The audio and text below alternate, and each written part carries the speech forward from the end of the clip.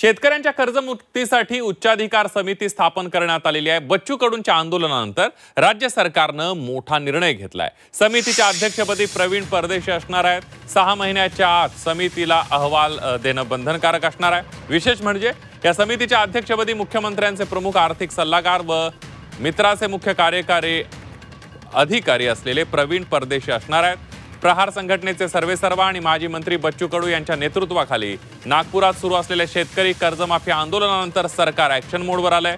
उच्चाधिकार समितीमध्ये महसूल, वित्त, कृषी, सहकार आणि पणन विभागाचे अप्पर मुख्य सचिव, महाराष्ट्र राज्य सहकारी बँक मर्यादित मुंबईचे अध्यक्ष तसंच बँक ऑफ महाराष्ट्राचे प्रतिनिधी या समितीमध्ये सामील आहे। समितीला 6 महिन्यांच्या आत अभ्यास अहवाल सादर करण्याचे आदेश देण्यात आलेले आहेत। दरम्यान मुख्यमंत्री आणि शेतकऱ्यांच्या संघटनांमधील सह्याद्री अतिथीगृहामध्ये बैठक पार पडली आहे।